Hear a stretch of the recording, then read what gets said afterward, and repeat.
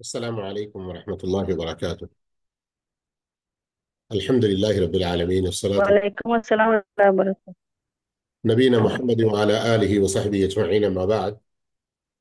ప్రియ విద్యార్థులారా, ఈరోజు అల్లాహ్ యొక్క దయతో మనం సూరత్ తహ్రీంలోని చివరి ఆయతుల వ్యాఖ్యానం ప్రారంభించబోతున్నాము. అయితే సూరత్ తహ్రీం గురించి ఇంతకు ముందే మీరు విని ఉన్నారు. ఈ సూరా ప్రవక్త సల్లల్లాహు అలైహి వసల్లం వారి పవిత్ర భార్యల్లో ప్రత్యేకంగా ఇద్దరి సంస్కరణ మరియు భార్యల యొక్క సంతోషంలో ప్రవక్త సల్లల్లాహు అలైహి వసల్లం ఒక ప్రమాణం ఏదైతే చేశారో అలా చేయకూడదు అని, అల్లాహ్ హలాల్ చేసిన వాటిని హరాం చేసుకోకూడదు అని మీరు ప్రమాణం చేసిన దానికి బదులుగా మీరు ప్రమాణ పరిహారం చెల్లించి మీరు ఆ హలాల్ విషయాల్ని ఉపయోగించవచ్చు అన్నటువంటి విషయం చెప్పడం జరిగింది. ఆ తర్వాత ఆ ఇద్దరు భార్యలతో మీరు అల్లాహ్ ఎడల క్షమాపణ కోరుకోండి, ఇస్తిగ్ఫార్ తౌబా చేయండి అని చెప్పడం జరిగింది. ఆ తర్వాత విశ్వాసులందరికీ వారు తమ భార్య పిల్లల్ని, తమ సంతానాన్ని, కుటుంబాన్ని, స్వయం తమను మరియు తమ కుటుంబాన్ని ఎలా నరకాగ్ని నుండి రక్షించుకోవాలో చెప్పడం జరిగింది. ఆ తర్వాత విశ్వాసులందరికీ అల్లాహు తాలా ప్రత్యేకంగా తౌబా ఇస్తిగ్ఫార్ గురించి ఆదేశించాడు.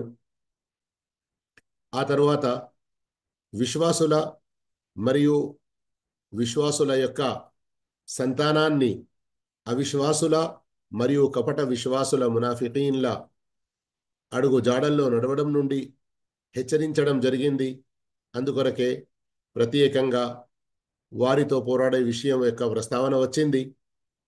ఇక ఆ తర్వాత ఇద్దరు ప్రవక్తలు తమ భార్యలు వారు అవిశ్వాసులైనప్పటికీ వారు ప్రవక్తల యొక్క అడుగు జాడల్లో నడవకుండా ఉండినందువల్ల ప్రవక్తలు కూడా తమ భార్యలకు ఏ ప్రయోజనం కలగజేయలేదు. అంటే ఏమిటి? పుణ్య కార్యాల్లో మరియు గొప్ప హోదా అంతస్తుల్లో ఎవరు ఎంత గొప్పగా ఉన్నా అతని యొక్క ఆ పుణ్య కార్యం అన్నది వేరే వారికి ఎలాంటి లాభం చేకూర్చదు అని చాలా స్పష్టంగా చెప్పడం జరిగింది. ఇంకా ఆ ఆయతుల్లో ఉన్నటువంటి వివిధ లాభాలు మన కొరకు ఏమున్నాయో అవి కూడా చెప్పడం జరిగింది. అయితే ఈరోజు చివరి రెండు ఆయతుల ప్రస్తావన వస్తుంది. అఊదు బిల్లాహి మినష్ షైతానిర్ రజీం. وضرب الله مثلا للذين آمنوا امرأة فرعون إذ قالت رب ابن لي عندك بيتا في الجنة ونجني من فرعون وعمله ونجني من القوم الظالمين. وضرب الله మరియు అన్నటువంటి భావంలో వస్తుంది. ఇంతకుముందు ఎన్నోసార్లు తెలుసుకున్నాడు. అల్లాహ్ మరియు అల్లాహ్ ఇస్తున్నాడు మథల ఉదాహరణ లిల్లదీన ఆమను విశ్వాసుల కొరకు. దీనిపైన ఆయట్లు మీరు చూశారు.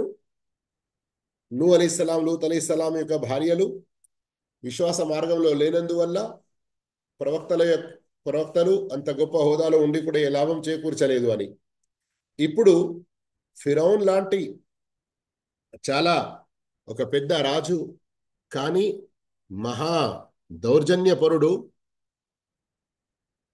అతడు అంత పెద్ద అవిశ్వాసి అయినప్పటికీ అతని భార్య విశ్వాసురాలైతే అతని యొక్క చెడు ప్రభావం ఆమెపై ఏమీ కలగలేదు.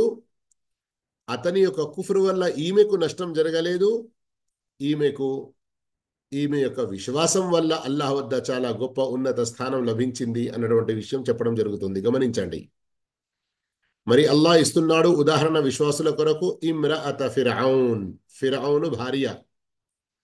ఇద్ ఖాలత్, అప్పుడు ఆమె ఇలా వేడుకున్నది, రబ్బి, నా ప్రభువా, ఇబ్ని, నిర్మించు, లీ, నా కొరకు, నా కోసం, ఇందక, నీ దగ్గర, బైతన్, ఒక గృహాన్ని, ఫిల్ జన్న, స్వర్గంలో.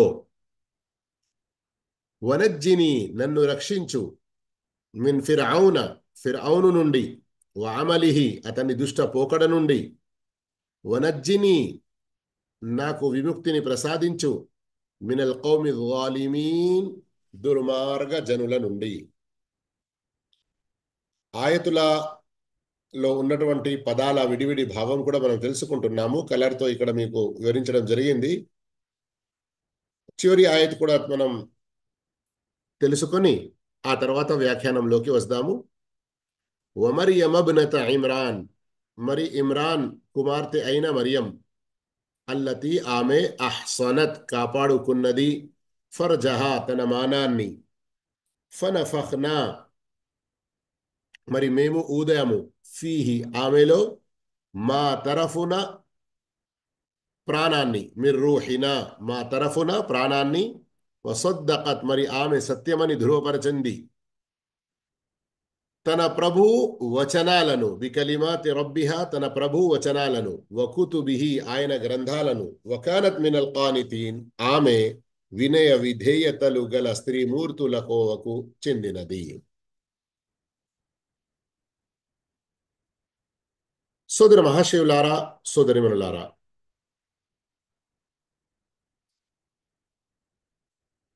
ఈరోజు మనం చదివిన మొదటి ఆయతలో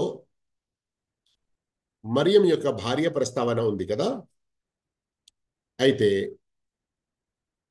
సర్వసామాన్యంగా మనం మరియం పేరు తీసుకున్నప్పుడు ఎందరో మరియంలు ఉంటారు. కానీ ఇక్కడ ఎవరి పేరు తీసుకోవడం జరుగుతుందో ఆమె ఒక సామాన్య స్త్రీ కాదు, ప్రవక్త ఈసా అలైహిస్సలాం వారి యొక్క తల్లి. అందుకని సర్వసామాన్యంగా మనం మరియం అలైహిస్సలాం అంటాము. కానీ మరియం అలైహిస్సలాం అన్నప్పుడు ఆమెకు ఒక మనం దుఆ ఇస్తున్నాము అన్నటువంటి భావన. మరియు ఇలా ప్రతి విశ్వాసి మనకంటే ముందు గడిచిన విశ్వాసుల ప్రస్తావన తీసుకొచ్చినప్పుడు రహిమహుల్లాహ్ అల్లా వారిని కరుణించుగాక, అల్లా వారిని క్షమించుగాక, అల్లా వారిపై శాంతిని కురిపించుగాక, ఇలాంటి దుఆ యొక్క పదాలు ఉపయోగించడం మనం విశ్వాసానికి ప్రాధాన్యతనిచ్చి విశ్వాసులను గౌరవిస్తూ స్వయం వారి కొరకు దుఆ చేసిన వాళ్ళమే కాకుండా దుఆ చేసిన పుణ్యం మనకు కూడా లభిస్తుంది. కానీ ఇక్కడ గుర్తుంచుకోవాల్సిన విషయం, నూహ్ అలైహిస్సలాం, ఆదం అలైహిస్సలాం, ఇబ్రాహీం అలైహిస్సలాం, సాలెహ్ అలైహిస్సలాం, ఈ విధంగా ప్రవక్తల పేర్లు తీసుకున్నప్పుడు మనం అలైహిస్సలాం అంటాము. మరియం అలైహిస్సలాం అని కూడా మనం అలైహిస్సలాం అంటున్నామంటే ఆమె కూడా ప్రవక్తనా అన్నటువంటి ఆలోచనలు వెళ్ళే అవసరం లేదు. ఎందుకంటే స్త్రీలలో ఎవరు కూడా ప్రవక్త కారు. స్త్రీలలో ఎవరు ప్రవక్తలు అల్లా స్త్రీలలో ఎవరిని ప్రవక్తగా చేసి పంపలేదు. ఈ విషయం చాలా స్పష్టంగా ఖురాన్లో వచ్చింది. కనుక మనం ఏ అనుమానంలో పడకుండా పురుషులు మాత్రమే ప్రవక్తలుగా వచ్చారు. ఈ విషయం అల్లాహుతాలా సూరా 12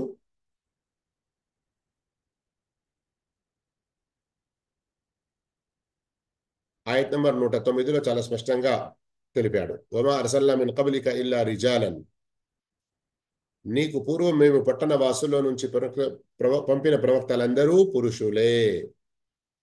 సూరే యూసుఫ్, బహుశా సూర నంబర్ 12 ఆయత్ నంబర్ 109. కానీ ఇక్కడ మనం గౌరవార్థం ఆమెను గౌరవిస్తూ అల్లాహ్ ఎలాగైతే ఆమె యొక్క గొప్పతనాలు ఖురాన్లోని అనేక సందర్భాల్లో తెలిపాడు. ఇక్కడ సూరత్ తహరీం చివరిలో ఉంది, సూర ఆలి ఇమ్రాన్లో, సూర నిసాలో మనకు మరియం అలైహిస్సలాం వారి యొక్క గొప్పతనాలు అల్లాహ్ ఏదైతే తెలిపాడో మనకు చాలా స్పష్టంగా. సారీ, అల్లాహ్ తఆలా క్షమించుగాక, ఏం చెప్తున్నాను నేను, మీరు కూడా శ్రద్ధగా వింటుపోతున్నారు కానీ పేరులో కన్ఫ్యూజ్ అయిపోయాను నేను. అల్లాహ్ హిదాయత్ ఇవ్వుగాక, అల్లాహ్ హిదాయత్ ఇవ్వుగాక.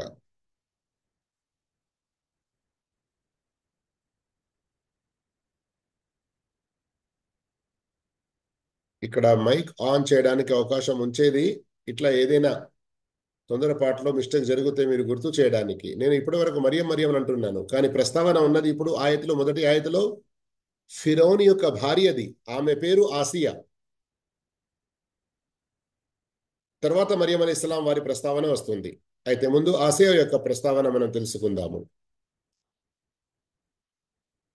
తఫ్సీర్ ఇబ్న్ కథీర్ ఇంకా వేరే వ్యాఖ్యానాల్లో ఆసియా బిన్తె ముజాహిమ్ అని చాలా స్పష్టంగా చెప్పడం జరిగింది. ఆసియా బిన్తె ముజాహిమ్. మరియు ఫిరౌన్ ఎంతటి దౌర్జన్యపరుడో ఇంతకుముందే మనం సూరత్ నాజియాత్లో కూడా చదివి ఉన్నాము. ఇన్నహు తగా, అతడు హద్దులు మీరాడు, తలవిరుసుతనానికి ఎదిగాడు. వాన రబ్బుకుముల్ ఆలా, నేనే మీ యొక్క పెద్ద ప్రభును, గొప్ప ప్రభును అని చాటి చెప్పుకున్నాడు. అయితే ఆమె ఏ సందర్భంలో మూసా అలైహిస్సలాంను విశ్వసించింది, ఏ సందర్భంలో ఇస్లాం స్వీకరించింది అన్న దానికి రెండు సంఘటనలు కనబడుతున్నాయి వ్యాఖ్యానాల్లో. ఒకటి, ఎప్పుడైతే మూసా అలైహిస్సలాం మరియు మాంత్రికుల మధ్య పోటీ జరిగినదో, మూసా అలైహిస్సలాం అయితే నౌజుబిల్లా మాంత్రికులు కారు, కానీ ఆయన వద్ద మోజిజా ఉన్నది, అల్లా ఇచ్చినటువంటి మహిమ ఉన్నది. మాంత్రికులందరూ కూడా తమ యొక్క కర్రలు, తాళ్ళు విసిరి ప్రజలందరికీ చేతబడి చేయించి అందరూ చాలా భయపడుతున్న సందర్భంలో అల్లా యొక్క ఆదేశంతో మూసా అలైహిస్సలాం తన కర్రను భూమిపై వేసిన వెంటనే అది పెద్ద అజ్దహా అయిపోయి అన్నిటినీ మింగేసింది. మాంత్రికులు చూశారు, మూసా చేసిందైతే మంత్రం కాదు, ఎందుకంటే మాంత్రికులకు మంత్రం గురించి తెలుసు.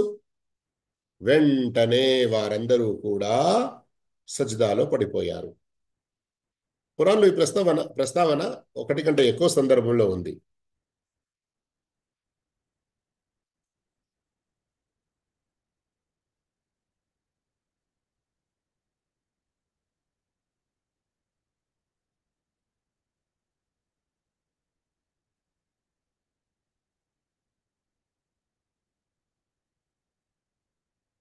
సూర తాహాలో చూస్తున్నారు ఇక్కడ మీరు.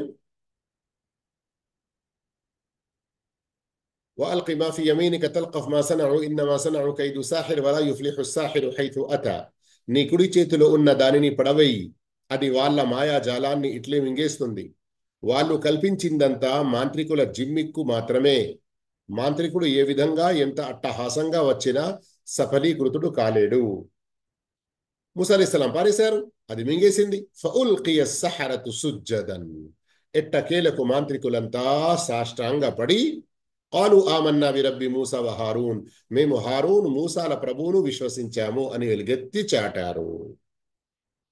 ఈ ప్రస్తావన సూర తాహాలో కాకుండా వేరే చోట కూడా ఉంది.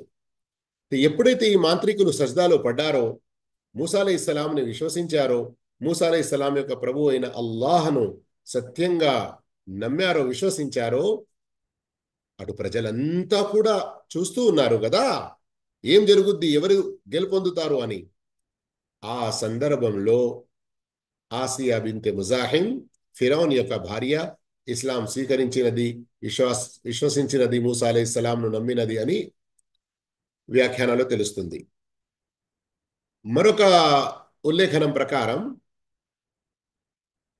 ఫిరౌన్ ఇంట్లో ఫిరౌన్ యొక్క బిడ్డలకు వారికి దూసుకుంటూ వారికి జడలు వేసే అటువంటి, అంటే బిడ్డల యొక్క సేవకురాలు మాషితతు ఫిరౌన్ అని హదీసులో కూడా ప్రస్తావన వచ్చింది. ఎప్పుడైతే ఆమె విశ్వసించినదో, దాని యొక్క సంఘటన ఎలా ఉంది, ఆమె ఫిరౌన్ బిడ్డలకు దూస్తూ దువ్వెన కింద పడిపోతే అల్లా యొక్క పేరుతో పైకి తీసుకుంటుంది, ఎత్తుకుంటుంది, దాన్ని తీసుకుంటుంది. బిడ్డలు, నా తండ్రి కాకుండా మీకు వేరే ఎవరైనా ప్రభువు ఉన్నారా అంటే, అవును, నన్ను మీ తండ్రిని అందరినీ సృష్టించిన వాడు ఏకైక అల్లా. ఆ విషయం వెళ్ళి వారు తమ తండ్రికి చెప్పుకుంటే ఫిరౌన్ ఆమెకు చాలా కఠిన శిక్షలు విధిస్తాడు. మరియు ఆమె యొక్క సంతానాల్లో ఒక్కొక్కరిని వేడి కాగే నూనెలో పడేసి ఆమె చూస్తూ ఉండగానే వారు కాలిపోయి అల్లాహు అక్బర్ అయినా ఒక్కొక్కరిని వేసినప్పుడు వేసేకి ముందు నీవు నీ యొక్క విశ్వాస మార్గాన్ని వదిలేసేయి అని వదిలితే నీ యొక్క కొడుకును మేము ఇందులో వేయకుండా ఉంటాము. చివరికి చిన్న కొడుకు పాలు త్రాగే వయసులో అతడు అల్లాహ్ తఆలా ఇచ్చిన శక్తి ప్రకారంగా మాట్లాడుతూ, ఓ నా తల్లి, అమ్మా, ఈ ముంగడ కనబడుతున్నది చిన్నపాటి శిక్ష, దీని తర్వాత దీని వెనుక స్వర్గమే స్వర్గం ఉన్నది, ఆనందమే ఆనందం ఉన్నది. అయితే చివరి కొడుకు పడిపోయిన తర్వాత ఈమెను కూడా వేసి చంపడం జరుగుతుంది. ఆ సందర్భంలో ఫిరౌన్ భార్య ఆసియా బింత్ ముజాహిమ్ విశ్వసిస్తుంది, ఇస్లాం స్వీకరిస్తుంది అని తెలుస్తుంది. సందర్భం ఏది అయినా కానీ మాటనైతే వాస్తవం. అటువైపున మాంత్రికులు కూడా ఇస్లాం స్వీకరించారు. ఫిరౌన్ ఇంట్లో ఉన్నటువంటి సేవకురాలు ఆమె కూడా ఇస్లాం స్వీకరించింది. మరియు ఫిరౌన్ యొక్క భార్య, అల్లాహు తాలా ఇక్కడ ప్రత్యేకంగా ఫిరౌన్ యొక్క భార్య ఉదాహరణ తెలుపుతున్నాడు. గమనించండి, ఆమె యొక్క ఫిరౌన్ యొక్క సేవకురాలు బిడ్డలకు దూయినటువంటి స్త్రీ ప్రస్తావన సహీ హదీసుల్లో వచ్చి ఉంది. కానీ ఫిరౌన్ భార్య యొక్క విషయం స్వయంగా అల్లాహు తాలా ఖురాన్లో తెలిపాడు. ఇహలోకంలో ఉన్నటువంటి అందరూ గర్విష్ఠులు, అహంకారం ప్రదర్శించేవారు, డబ్బు పరంగా కానీ, ధనం పరంగా కానీ, హోదా అంతస్తుల పరంగా కానీ, ఇంకా ఏ ఆధారంగా కానీ అల్లాహు తాలా ఎవరికి అనుగ్రహం ప్రసాదించి ఉన్నాడో వారు తమ అహంకారంలో ఉండి ఏ సత్యాన్ని త్రోసిపుచ్చుతారో, ఏ ధర్మాన్ని తిరస్కరిస్తారో వారు గుర్తుంచుకోవాలి. ఇహలోకంలో వారికి ఇవ్వబడిన కొంతపాటి శక్తిని దుర్వినియోగించి విశ్వాసులను వారు శిక్షకు గురి చేస్తే, విశ్వాసులపై ఏ దౌర్జన్య కాండలు వారు జరిపితే అందువల్ల ఆ విశ్వాసులకు నష్టం ఏమీ జరగదు. స్వయం వీరి యొక్క గతి మరింత చెడ్డగా, మరింత పాడవుతుంది. ఈ విషయాన్ని వారు గ్రహించాలి. ఈ ఆయతలో బోధ చేసే ముఖ్య విషయం ఏంటంటే, ఎవడు ఎంత దౌర్జన్యపరుడైనా గాని అతని ఇంట్లోనే ఎవరైనా స్వీకరించారు ఇస్లాం, ధర్మంపై ఉన్నారు, సత్యంపై ఉన్నారు అంటే చిన్నపాటిగా ఏదో ఇక్కడ ఇహలోకంలో శిక్షిస్తారు కావచ్చు, కానీ అతని యొక్క అవిశ్వాసం వల్ల పరలోకంలో వీరికి ఎలాంటి నష్టం జరగదు అన్నటువంటి గొప్ప బోధ ఇందులో మనకున్నది. అయితే ఇక్కడ ఆసియా బింతె ముజాహిమ్ గురించి మరియు ఆమె చేసినటువంటి దువాల గురించి ఇక్కడ మనం మరికొన్ని విషయాలు తెలుసుకునేకి ముందు ఒక విషయంపై శ్రద్ధ వహించడం చాలా అవసరం. అదేంటి, మీరు చూశారు ఈ రెండు ఆయతుల్లో అటు నూహ్ అలైహిస్సలాం భార్య అవిశ్వాసురాలు, లూత్ అలైహిస్సలాం భార్య అవిశ్వాసురాలు, మరియు ఇక్కడ ఫిరౌన్ యొక్క భార్య విశ్వాసురాలు. అయితే ఈ విధంగా భార్య భర్తలు వేరువేరు ధర్మంపై ఉండవచ్చా? అయితే ఖురాన్లో సూరతుల్ బకరాలో అల్లాహు తాలా చాలా స్పష్టంగా చెప్పాడు.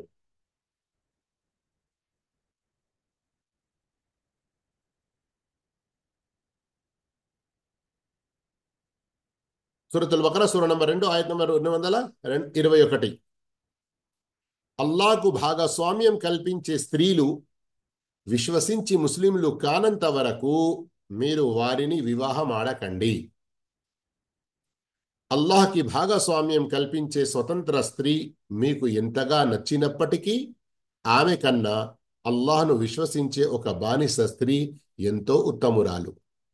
అలాగే షిర్కుకు ఒడిగట్టే పురుషులు విశ్వసించనంత వరకు మీ స్త్రీలను వారి వివాహ బంధంలోకి ఇవ్వకండి. ఎందుకంటే షిర్కు పాల్పడే పురుషుడు మీకు నచ్చినప్పటికీ అతని కంటే విశ్వసించిన ఒక బానిస పురుషుడు ఎన్నో రెట్లు నయం. వీరు మిమ్మల్ని నరకం వైపుకు పిలుస్తున్నారు, కానీ అల్లాహ్ తన అనుజ్ఞతో స్వర్గం వైపునకు, క్షమాభిక్ష వైపునకు పిలుస్తున్నాడు. ప్రజలు గుణపాఠం నేర్చుకునేందుకు గాను ఆయన తన ఆయతులను విడమర్చి మరీ చెబుతున్నాడు. గమనించారా? ఈ ఆయత్ చాలా స్పష్టంగా ఉంది. ఇప్పుడు ఇస్లాం ప్రకారంగా ఏ ముస్లిం పురుషుడు ముస్లిం స్త్రీ, యూద స్త్రీ, క్రైస్తవ స్త్రీ తప్ప వేరే ఏ మతస్థురాలైన స్త్రీని పెళ్లి చేసుకోకూడదు. అలాగే ఒక ముస్లిం స్త్రీ ముస్లింని తప్ప వేరే ఎవరినీ పెళ్లి చేసుకోరాదు. ఈ విషయం చాలా స్పష్టంగా అర్థం చేసుకొని ఉండాలి.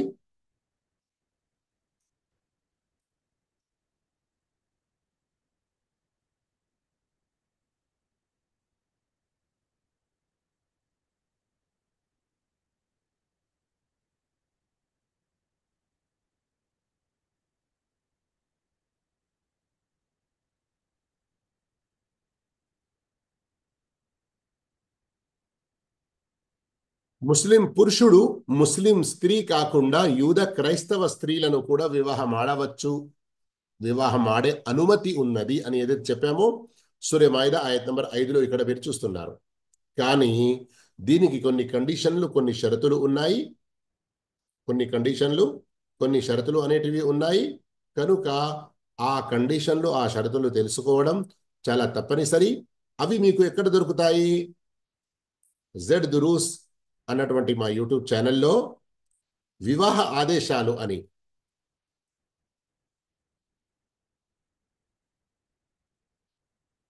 ఇక్కడ చూస్తున్నారు మీరు. జెడ్ దురూస్ యూట్యూబ్ ఛానల్ ఇది.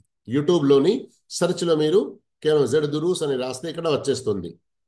ఓకే, అందులో తెలుగులో ఇక్కడ చూడండి, వ్యూ ఫుల్ ప్లేలిస్ట్ చూసారంటే ఇందులో ప్రత్యేకంగా ఒక క్రమం ప్రకారంగా మొత్తం సిలబస్ ఉన్నది. దాంట్లో వివాహానికి సంబంధించిన ఈ కలర్లో చూస్తున్నారా, బ్లూ, వివాహ ఆదేశాలు. మొదటి దాంట్లో నిబంధనలు, ధర్మములు, నిషిద్ధతలు ఉన్నాయి. ఇది రెండో వీడియోలో విడాకులు, ఖులా, ముస్లిమేతరులతో వివాహం, ముస్లిమేతరులతో వివాహంకి సంబంధించిన ఈ 31 నిమిషాల 29 సెకండ్ల వీడియో మొత్తం. కానీ ఇందులో చివరిలో కొన్ని నిమిషాల్లో దీని గురించి వివరంగా చెప్పడం జరిగింది.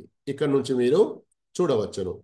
కావాలంటే దీని యొక్క లింక్ నేను ఇప్పుడే మీకు మన చాట్లో వేస్తున్నాను, చూడవచ్చును ఇన్షా అల్లాహ్.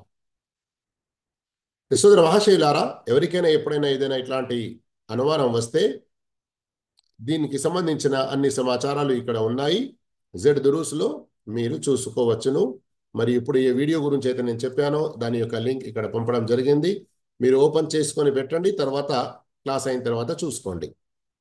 ఇక రండి, మనం ఎక్కడి వరకు చదివాము? ఆసియా బిన్తె ముజాహిం గురించి కొన్ని విషయాలు ఇక్కడ తెలుసుకున్నాము. కానీ ఇక రండి, ఖురాన్లో ఆమె ఎలా దువా చేసింది దాని గురించి ప్రత్యేకంగా అల్లాహ్ తఆలా ఏదైతే చెప్పాడో గమనించండి. అందుకొరకే నేను ఇక్కడ మళ్ళీ మీకు ఖురాన్ ఆయతులు వాటి యొక్క అనువాదం చూపిస్తున్నాను. అప్పుడు ఆమె ఇలా వేడుకున్నది, రబ్బిబ్ని లీ ఇందక బైతన్ ఫిల్ జన్న, నా ప్రభు నిర్మించు నా కోసం నీ దగ్గర ఒక గృహాన్ని స్వర్గంలో. ఫిరౌన్ యొక్క భార్య ఈమె ఎక్కడ ఉండేది? ఆమె రాజ్మహల్ కదా, రాజు యొక్క పెద్ద కోటలో ఉండేది. ఆమె రాణి గనక ఎన్ని రకాల సౌకర్యాలు ఉండవచ్చు కదా. ఆమెకు ఇహలోకపరంగా ఏ కొరత లేకుండా అన్ని సౌకర్యాలు ఆమెకు ఉన్నాయి. కానీ ఆమె వాటికి ప్రాధాన్యతను ఇవ్వలేదు. అటువైపున మాంత్రికులను చూసింది, మరోవైపున ఇంట్లో స్వయంగా ఒక సేవకురాలు ఎంత బలమైన విశ్వాసం కలిగి ఉంది. ఈ విషయాలు తమ కళ్ళ ముందు చూసింది. మరియు మూసా అలైహిస్సలాం ఏ రీతిలో ఫిరౌన్కు దావత్ ఇచ్చేవారో, ఎన్ని ఆధారాలు, ఎన్ని మహిమలు చూపారు. ఆమె స్వచ్ఛమైన ఇస్లాం, స్వచ్ఛమైన ఇస్లాంని అర్థం చేసుకున్నది. ఇక ఆ తర్వాత ఆమె విశ్వసించినందుకు ఫిరౌన్ నానా రకాలుగా బాధించాడు. చాలా పెద్ద పెద్ద బండరాయిలు తీసుకొచ్చి ఆమె మీద వేసేవాడు. పడుకోబెట్టి చేతుల్లో కాళ్ళల్లో పెద్ద పెద్ద మొలలు భూమికి ఇలా నాటి కింద పడేసేవాడు. ఎండలో నానా రకాలుగా హింసించాడు. కానీ ఆమె ప్రతి సందర్భంలో ఎంతటి ఘోరమైన శిక్షలు కూడా సహించింది. కానీ విశ్వాస మార్గాన్ని వదలలేదు. కొన్ని ఉల్లేఖనాల్లో వస్తున్నాయి విషయాలు.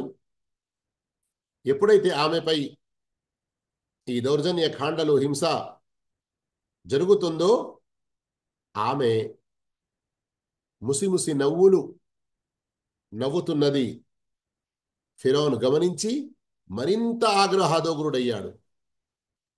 కానీ వాస్తవ విషయం ఏమిటంటే ఆమెకు ఇహలోకంలో శిక్షలు ఇవ్వబడుతున్నాయి. కానీ ఆమె ఏ దువానైతే చేసుకున్నదో, రబ్బిబ్ని లీ ఇందక బైతన్ ఫిల్ జన్నా, నా ప్రభు నీ దగ్గర నా కోసం ఒక గృహాన్ని నిర్మించు, అది స్వర్గంలో అని దైవదూతలు వచ్చి ఆమె కొరకు ఉన్నటువంటి స్వర్గంలోని ఇల్లును చూపించారు.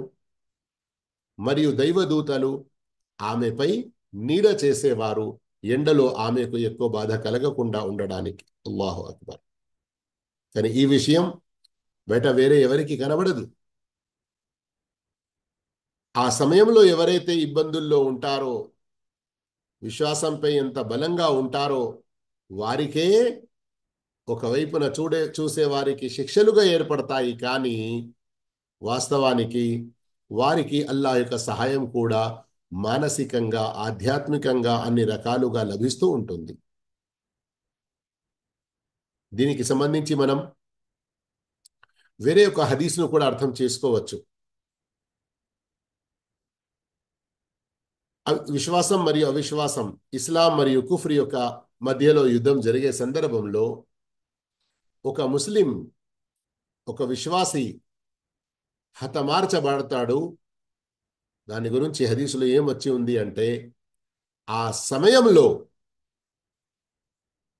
తల్వారి యొక్క దాడి వల్ల శరీరం ముక్కలై ప్రాణం పోతుందో, మెడ కోయబడి ప్రాణం పోతుందో, ఏ విధంగానైనా హత్య చేయబడ్డాడు అంటే ఆ సమయంలో ఆ హత్య యొక్క బాధ వారికి చీమ కుట్టినంత కూడా ఏర్పడదు.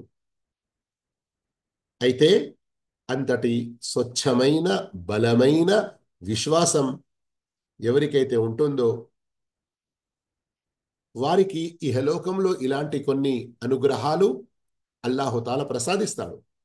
సహీ హదీస్లో వస్తుంది కదా, మన చాలా ప్రఖ్యాతిగాంచిన సహాబీ హజరత్ అనస్ రదియల్లాహు అన్హు ఉన్నారు కదా, ఆయన యొక్క బాబాయి అనస్ బిన్ నదర్ గురించి వస్తుంది. ఉహుద్ యుద్ధం సందర్భంలో ఆయన వేగంగా పరిగెడుతున్నారు. ఏంటి అని ఒకరు అడిగినప్పుడు, ఇదిగో ఈ ఉహుద్ అటువైపు నుండి నాకు స్వర్గ గాలులు వీస్తున్నట్లుగా ఏర్పడుతుంది మరియు స్వర్గం యొక్క సువాసన వస్తుంది నాకు. ఆ యుద్ధం ఉహుద్లో పాల్గొంటారు. తర్వాత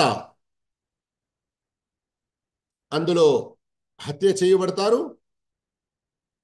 ఆయన్ని గుర్తుపట్టడం చాలా కష్టంగా ఉంటుంది. ఆమె యొక్క సోదరి గుర్తుపడుతుంది వేలు ద్వారా. ఎందుకంటే ముఖముపై మరియు పూర్తి శరీరంలో 80 కంటే ఎక్కువ ఆయనపై తల్వార్ మరియు బాణాల యొక్క గాయాలు ఉన్నాయి. అల్లాహు అక్బర్. ఫిరౌన్ యొక్క భార్యపై ఇంత దౌర్జన్యం జరుగుతున్నప్పటికీ ఆమె ఎలా దువా చేస్తుందో అది గమనించండి. మరొక గొప్ప విషయం ఇందరూ సర్వసామాన్యంగా ధర్మవేత్తలు పేర్కొన్నారు, వ్యాఖ్యానకర్తలందరూ కూడా పేర్కొన్నారు. మీరు కూడా ఈ విషయాన్ని గమనించాలి, గ్రహించాలి, అర్థం చేసుకోవాలని కోరుకుంటున్నాను. ఖురాన్ ఆయతుల క్రమం ప్రకారంగానే అనువాదం కూడా చేయడం జరిగింది. రబ్బిబ్ని లీ ఇందక బైతన్ ఫిల్ జన్న. నా ప్రభువును ముందు కోరుకున్నది, ప్రభు అని అన్నది. ఎందుకంటే అల్లాహ్ అని ఆరాధనలో ఏకత్వం పాటించింది. కానీ ఇప్పుడు ఇక్కడ ఏదైతే దువా చేసుకునేది ఉన్నదో, అల్లాహ్తో వేడుకునేది ఉన్నదో, రబ్ యొక్క రుబూబియత్ యొక్క వసీలాతో. అందుకొరకే మీరు అధికమైన దువాలు ఖురాన్లో ప్రత్యేకంగా రబ్బనా, రబ్బీ అన్నటువంటి పదాలతోనే చూస్తారు. ప్రవక్తల యొక్క ఎన్నో దువాలు కూడా ఇలాగే ఉన్నాయి. ఇక్కడ కూడా ఈమె నా ప్రభు, ఇబ్ని లీ ఇందక, నిర్మించు నా కోసం నీ దగ్గర. అల్లాహు అక్బర్. గమనించండి, నాకు స్వర్గం కావాలి, ఇల్లు కావాలి అన్నటువంటి పదాలు ముందు చెప్పలేదు. నీ వద్ద, నీ దగ్గర. అరబీలో సామెతగా ఉంది, అల్ జార్ కబుల్ దార్. ఏదైనా ఇల్లు కొనడానికి నీవు వెళ్తున్నావు, ఇల్లు కిరాయికి తీసుకోవడానికి వెళ్తున్నావు అంటే ఇల్లు కంటే ఆ ఇంటి ఇరుగు పొరుగులో ఉన్నవారెవరు, వారి గురించి ముందు కనుక్కో, వారు ఎలాంటి వారు అన్నది. అయితే ఓ అల్లా, నేను ఫిరౌన్ వద్ద నుండి ఇతని యొక్క హింస దౌర్జన్యాలు భరించి వస్తున్నాను. అయితే నీ వద్ద, నీ దగ్గర. సోదర మహాశయులారా, వాస్తవానికి ప్రతి విశ్వాసి అల్లాహ్ నాకు నా నరం కంటే కూడా చాలా దగ్గరగా ఉన్నాడు. వాస్తవానికి అల్లాహ్ తన అస్తిత్వం ప్రకారంగా అర్ష్పై ఉన్నాడు. కానీ చూసే ప్రకారంగా, వినే ప్రకారంగా, అందరికీ సహాయం అందించే ప్రకారంగా అల్లాహ్ కంటే చేరువలో, అల్లాహ్ కంటే దగ్గరలో ఇంకా వేరే ఎవరు లేరు. ఇక్కడ ఇంతటి రాజమహల్లో జీవితం గడిపిన దానిని నీ దగ్గర స్వర్గంలో కూడా నా కొరకు ఒక గృహం ప్రసాదించు. ఈ విధంగా దువా చేసింది. అంతేకాదు, వనజ్జిని, నన్ను రక్షించు. గమనించండి, నన్ను రక్షించు మిన్ ఫిర్ఔను నుండి, వ అమలిహి, అతని దుష్ట పోకడ నుండి. ఫిరౌన్ నుండి అనంటే ఇక ఫిరౌన్తో అతనికి తోడుగా ఏమాత్రం ఉండడానికి అవకాశం లేదు. ఫిరౌన్ నుండి నన్ను దూరం చేసేయి. మరియు అతడు నన్ను ఇంకా వేరే అతని మాదిరిగా ఏ కుఫ్రులో గాని, అవిశ్వాసంలో గాని, షిర్క్లో గాని, వేరే పాపంలో గాని నన్ను పడవేయకుండా ఆ పనులన్నిటి నుండి కూడా నీవు నన్ను కాపాడుకో. అంతేకాదు, వనజ్జిని, మరియు నన్ను కాపాడు, నన్ను రక్షించు, విముక్తిని ప్రసాదించు, మినల్ కౌమి ਜ਼ਾలిమీన్, దుర్మార్గ దౌర్జన్య జనుల నుండి, జనుల నుండి, దౌర్జన్య పరుల నుండి నన్ను కాపాడుకో. ఎందుకంటే ఫిరౌన్ ఆదేశం ఇచ్చేవాడు కదా, ఫిరౌన్ ఆదేశం ఇచ్చేవాడు, మరియు హింస దౌర్జన్యాలు చేసేవారు వేరేవారు. అయితే ఫిరౌన్ నుండి కూడా నాకు రక్షణ కలిగించు, మరియు ఫిరౌన్ యొక్క ఈ పని మనుషులు, ఫిరౌన్ యొక్క ఆజ్ఞను పాలించేవారు, నాపై ఏ దౌర్జన్యాలైతే వారు చేస్తున్నారో వారందరి నుండి కూడా నాకు నీవు రక్షణ కల్పించు. ధర్మవేత్తలు అంటారు, ఎవరైనా ఏదైనా ఇబ్బందిలో ఉన్నప్పుడు, ఓ అల్లాహ్, నన్ను నీవు కాపాడుకో. ఇబ్రాహిం అలైహిస్సలాం జీవిత చరిత్రలో, మూసా అలైహిస్సలాం జీవిత చరిత్రలో మనకి ఇలాంటి కొన్ని దువాలు కనబడుతున్నాయి కదా. గుర్తుందా మీలో ఎవరికైనా అలాంటి ఆ దువాలు? చూడాలనుకుంటే, ఆ దువాలు చదవాలనుకుంటే ఇప్పుడే చూపిస్తున్నాను, రెఫరెన్స్ నంబర్ ఖురాన్లో రాసుకోండి. అలాంటి ఆ దువాలు ఇలాంటి కఠిన సమస్యలు, ఇబ్బందులు ఎదురైనప్పుడు తప్పకుండా చదువుతూ ఉండండి.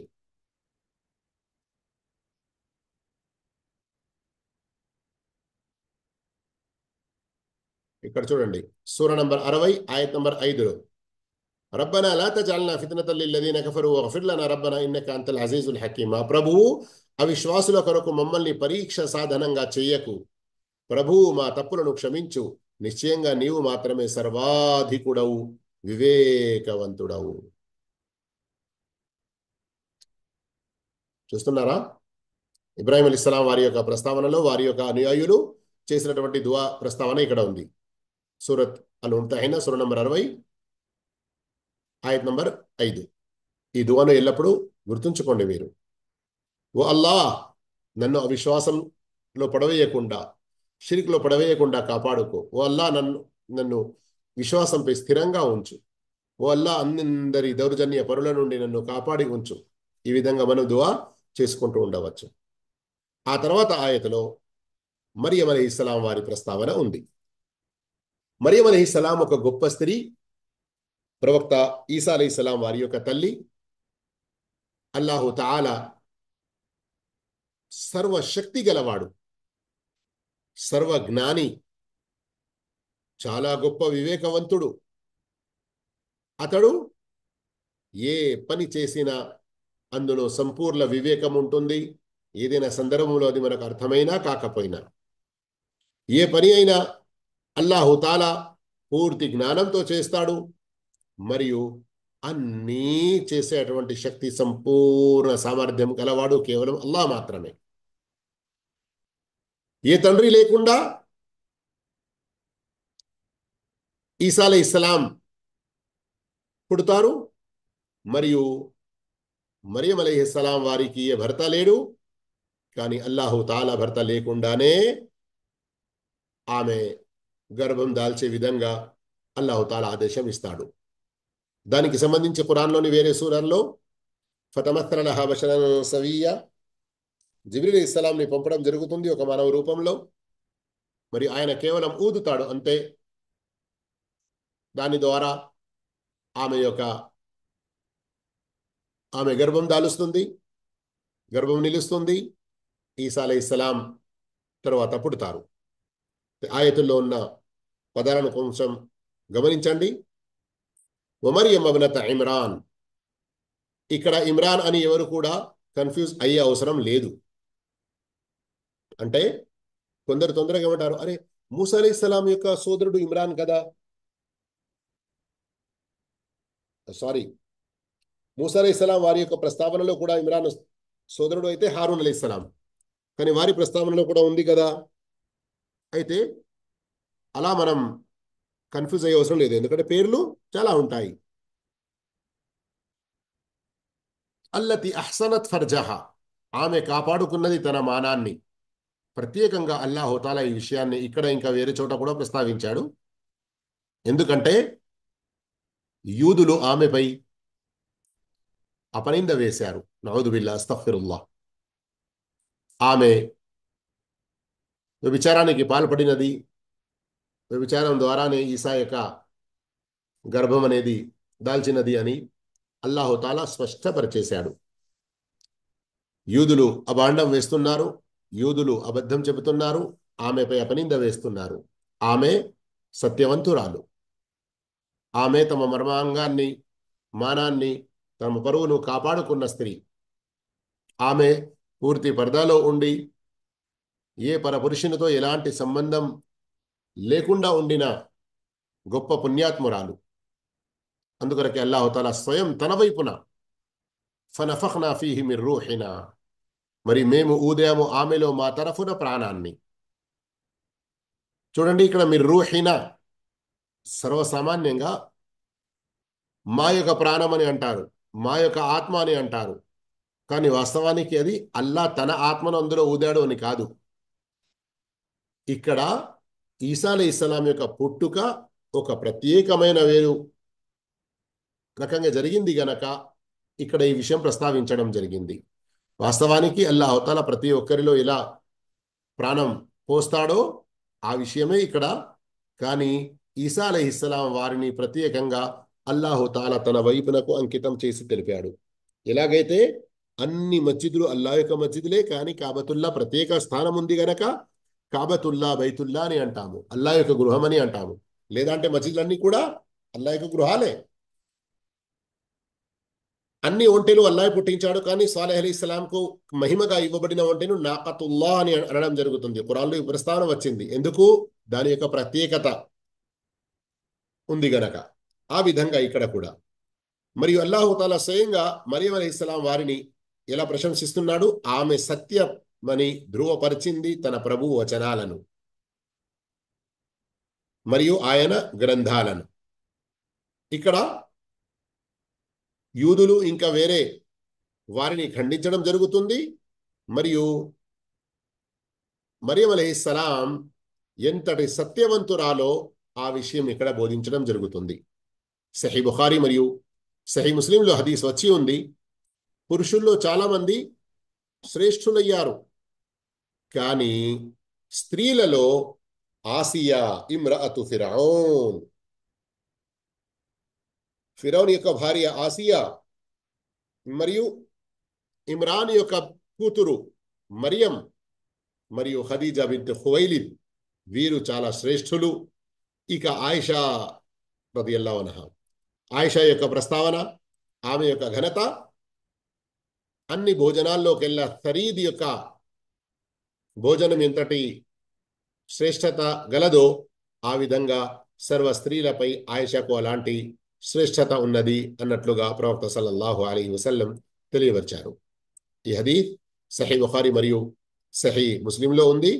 మరియు సర్వ సామాన్యంగా మన వద్ద మహాప్రవక్త మహితోక్తులు అన్నటువంటి అల్లులు అల్ మర్జాన్ హదీస్ గ్రంథం ఏదైతే ఉన్నదో తెలుగులో, అందులో హదీస్ నంబర్ 1574లో కూడా మీరు ఈ హదీసును చూడవచ్చును. అలాగే అల్లాహు తాలా వకానత్ మినల్ ఖానితీన్, మరియం అలైహిస్సలాం వినయ విధేయత, అల్లాహ్ యొక్క ఆరాధన చాలా గొప్పగా చేసే అటువంటి స్త్రీలలో ఒకరు అన్నట్లుగా కూడా అల్లాహు తాలా ప్రస్తావించి ఆమెను ప్రత్యేకంగా అల్లాహు తాలా ప్రశంసిస్తున్నాడు.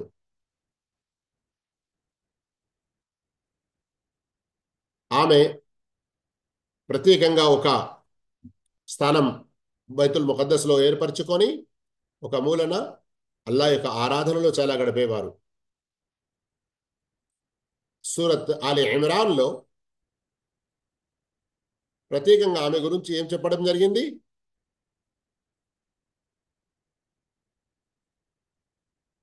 فتقبلها ربها بقبول حسن وأنبتها نباتا حسنا وكفلها زكريا كلما دخل عليها زكريا المحراب وجد عندها رزقا قال يا مريم أنى لك هذا قالت هو من عند الله إن الله يرزق من يشاء بغير حساب.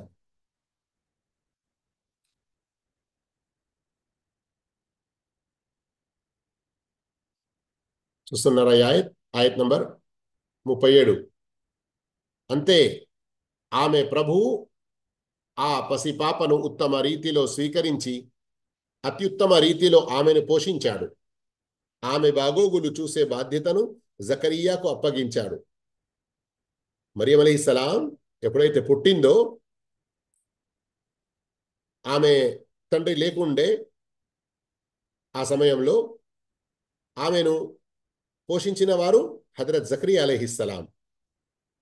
ఇక ఆమె ఎప్పుడైతే బుద్ధిమంతురాలు జ్ఞానవంతురాలు ఎదిగినదో జకరియా అలైహిస్సలాం ఆమె కుటీరానికి వెళ్ళినప్పుడల్లా, ఏ కుటీరంలోనైతే ఆమె అల్లాహ్ యొక్క ఆరాధనలో గడుపుతూ ఉండేదో ఆమె వద్ద ఆహార పదార్థాలు కనిపించేవి.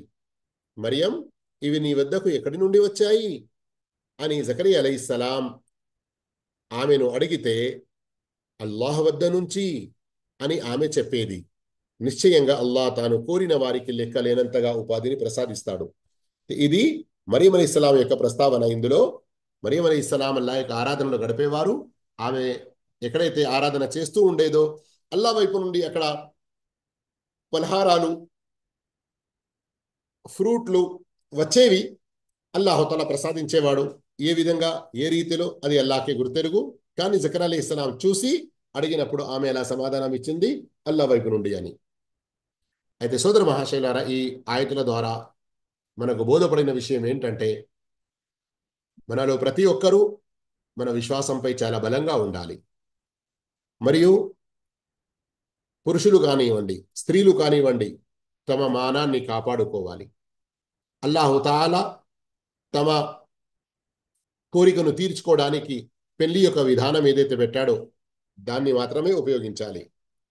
మరియు విశ్వాసంపై ఉన్నందున ఈ లోకంలో ఎలాంటి ఏ సమస్యలు వచ్చినా కానీ ఓపిక సహనాలతో ఉండాలి. వాటికి ఉత్తమ ఫలితాలు అల్లాహుతాలా మనకు ప్రసాదిస్తాడు. కానీ ఎలాంటి తొందరపాటుకు గురి అయి విశ్వాసాన్ని వదులుకోకూడదు, విశ్వాస మార్గం నుండి దూరం కాకూడదు. ఈరోజు మనకు చివరి ఆయత్ మరియం అలైహిస్సలాంకు సంబంధించినది. అందులో 3 గుణాలు ప్రత్యేకంగా తెలిసాయి. మానాన్ని కాపాడుకునే విషయం, అల్లా యొక్క ప్రతి వాగ్దానాన్ని, అల్లా యొక్క ఆదేశాలను సత్యపరచాలని, మరియు అల్లా యొక్క ఆరాధనలో వినయ వినమ్రతతో మనం మన జీవితం గడపాలి అని. ఫిరౌన్ యొక్క భార్య ప్రస్తావనలో ఉన్నటువంటి ఆయతులు ప్రత్యేకంగా మనకు దువాలు తెలిసినాయి. ఓ అల్లాహ్, దౌర్జన్య పరుల యొక్క దౌర్జన్యాల నుండి నన్ను కాపాడుకో. ఓ అల్లా, వారి యొక్క చేష్టల నుండి. మన చుట్టుపక్కల ఈ రోజుల్లో కూడా ఈ పాట ఈ ఈ ఇలాంటి స్లోగన్ పాడాలి, ఈ మాట చెప్పాలి, ఈ పదాలు పలకాలి, లేకుంటే నీకు రాషన్ ఇవ్వము, లేకుంటే మీకు అది ఇవ్వము. ఇలాంటి కొన్ని వీడియోలు చూస్తూ ఉంటారు. కొన్ని సందర్భాలు కొందరికి ఎదురవుతూ ఉంటాయి. అల్లాతో దువా చేసుకోవాలి ఎక్కడికి వెళ్ళినా కానీ. ఓ అల్లా, నేను నా అవసరానికి వెళ్తున్నాను, కానీ ఈ మధ్యలో నా విశ్వాసానికి ఎలాంటి పరీక్ష, ఏ అవిశ్వాసం నుండి కానీ, ఏ పాపత్వం నుండి కానీ, ఏ దౌర్జన్య పరం నుండి కానీ నాకు ఎలాంటి నష్టం జరగకుండా నువ్వు నన్ను కాపాడుకో. ఇలాంటి దువాలు చేసుకుంటూ ఉండాలి. అల్లాహ్ తాలా మనందరికీ కూడా విశ్వాసంపై స్థిరంగా ఉంచుగాక. జజాకుముల్లాహు ఖైరా. మీలో ఎవరి వద్దనే ఏదైనా ప్రశ్న ఉంటే త్వరగా అడగవచ్చును.